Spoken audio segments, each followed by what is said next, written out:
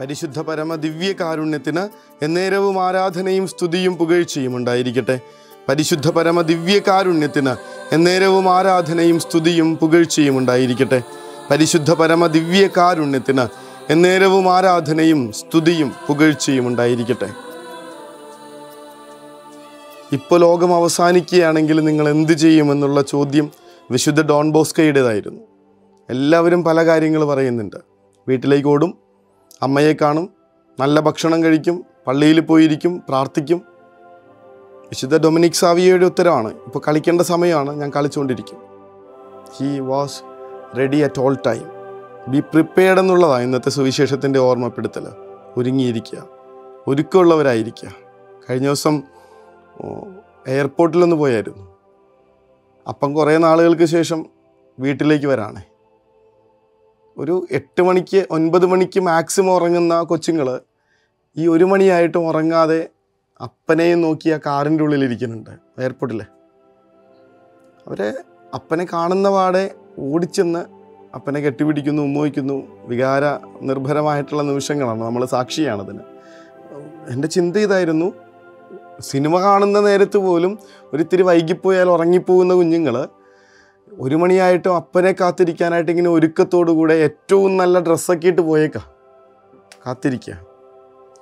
കാറിൽ കയറി വീട്ടിൽ വന്നു കഴിയുമ്പോൾ ഒരു 2 മണി 2:30 ആ സമയത്തൊക്കെ വീട്ടിൽ ആരെങ്കിലും ഇങ്ങനെ വിഭവങ്ങളൊരുക്കി കാത്തു വെക്കും.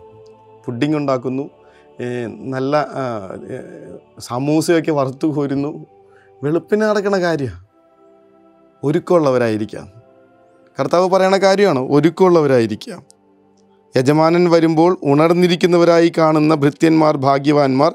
സത്യമായി ഞാൻ നിങ്ങളോട് പറയുന്നു, അവൻ അരമുറുക്കി അവരെ ഭക്ഷണത്തിനിരുത്തുകയും അടുത്തു ചെന്ന് അവരെ പരിചരിക്കുകയും ചെയ്യും.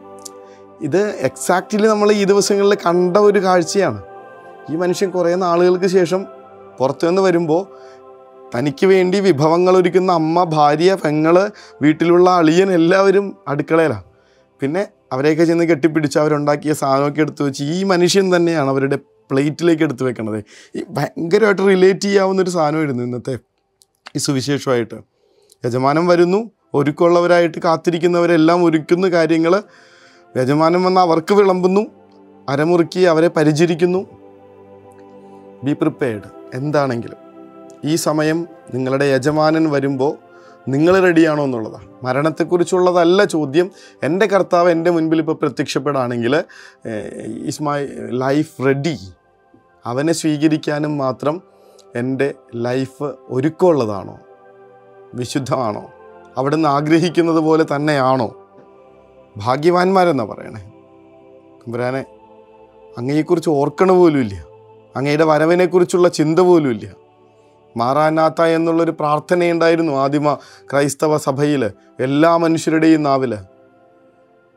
തങ്ങളെ രക്ഷിക്കാനായി വീണ്ടും വരുന്ന ക്രിസ്തുവിന് വേണ്ടിയിട്ടുള്ള ഇങ്ങനെ നിരന്തരമായിട്ടുള്ള ഈ പ്രാർത്ഥന ഇവരുടെ ജീവിതത്തെ ഇങ്ങനെ അടിമുടി ഉടച്ചു വാർത്തിരുന്നു എന്നുള്ളത്. അവന് വേണ്ടിയിട്ട് ഈ ജീവിതത്തെ അവരെ മാറ്റിയെടുത്തിരുന്നു.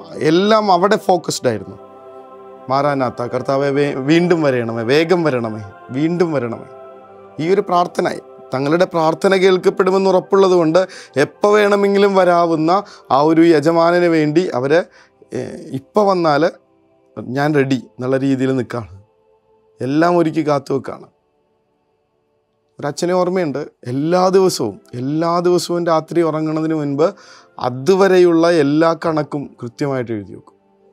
അതുവരെയുള്ള എല്ലാ രജിസ്റ്ററുകളും കൃത്യമായിട്ട് എഴുതി വെക്കും. അതുവരെയുള്ള ഫോൺ കോളുകൾ വിളിച്ചു തീർക്കാനുള്ളവർ, ദേഷ്യമുള്ളവർ, ഇങ്ങനെ എല്ലാ കാര്യങ്ങളും തീർത്തിട്ട് മാത്രം ഉറക്കത്തിൽ. പ്രാക്ടിക്കലാണോ എന്ന് ചോദിക്കുക. ആണെന്നേ, ആണ്. കാണിച്ചു തന്നുകൊണ്ടിരിക്കുകയായിരുന്നു ആൾ. ഇങ്ങനെ ഒരുക്കമുള്ള മനുഷ്യരിലേക്ക് അവർക്ക് പേടിയില്ലാതെ ഉറങ്ങാൻ പറ്റി. അവർക്കൊരു ഭയപ്പാടും ആകുലതകളുമില്ലാതെ കിടക്കയിലേക്ക് പോകാൻ പറ്റും.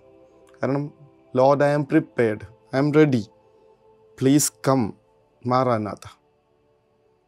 ഞങ്ങളുടെ ജീവിതവും ഇങ്ങനെയൊന്ന് ഒരുക്കമുള്ളതാവാൻ വേണ്ടിയിട്ട് പ്രാർത്ഥിക്കുകയാണ് തമ്പുരാനെ. നിന്നെ സ്വീകരിക്കാനും തക്ക ഒരുക്കത്തിൽ ഞങ്ങൾ ജീവിക്കാൻ, അതിനുവേണ്ടി എന്ത് കുഞ്ഞു കാര്യമാണെങ്കിലും അത് ഇന്ന് നടത്തേണ്ടത് ഇന്ന് നടത്തി, ഇന്ന് തീർക്കേണ്ടത് ഇന്ന് തീർത്ത്, ഒരാളോടുമുള്ളിൽ ഇങ്ങനെ വിദ്വേഷമില്ലാതെ ചെയ്തു തീർക്കേണ്ട കടമകളും കടങ്ങളും ഒക്കെ ചെയ്തു തീർത്ത് കർത്താവെ ജീവിക്കാൻ, പ്രാക്ടിക്കലല്ല എന്ന്, ബുദ്ധിമുട്ടുള്ളതാണെന്ന്, പ്രയാസത്തിലൂടെ ഒരുപാട് പ്രയാസങ്ങൾ കടന്ന് ഇത് ചെയ്യാൻ പറ്റുള്ളൂ എന്നൊക്കെ ഞങ്ങൾക്കറിയാം.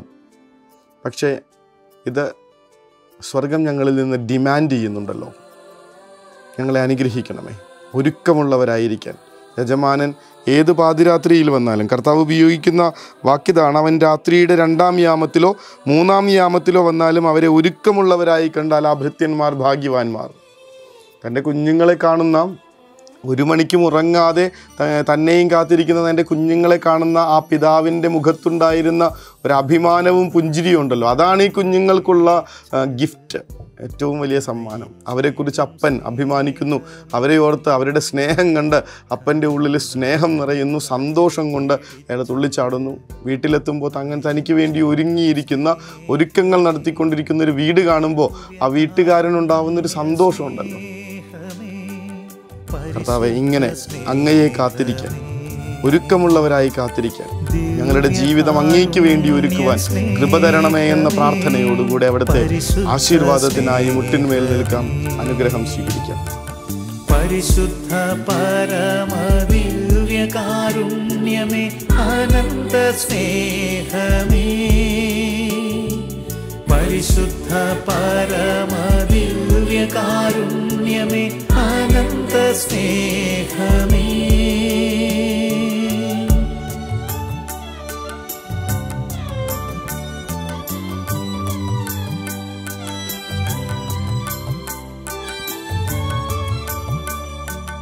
പരിശുദ്ധ പരമ ദിവ്യകാരുണ്യത്തിന് എന്നേരവും ആരാധനയും സ്തുതിയും പുകഴ്ചയും ഉണ്ടായിരിക്കട്ടെ.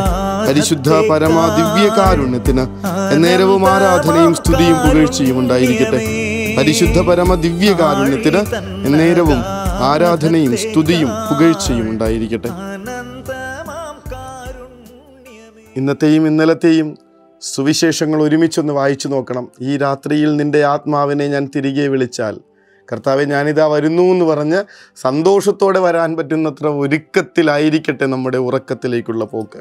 എല്ലാം തീർത്ത് വെച്ചിട്ട്, എല്ലാ കടമകളും തീർത്തിട്ടുണ്ടെന്നുള്ള ബോധ്യത്തോടെ, കുരിശിൽ തലചായ്ച്ച് കിടക്കുന്ന ക്രിസ്തുവിനെ കണക്ക് എല്ലാം പൂർത്തിയായെന്നൊരാൾക്ക് പറയാൻ പറ്റുന്ന വിധത്തിൽ തൃപ്തിയോടുകൂടെ നമുക്ക് കിടക്കകളിലേക്ക് പോകാം. ഈശോ അനുഗ്രഹിക്കട്ടെ. കരുണതൻ കയർ പിടിച്ച് നയിച്ചിടും സ്നേഹമേ, ദിവ്യകാരുണ്യ സ്നേഹമേ, പരിശുദ്ധ സ്നേഹമേ,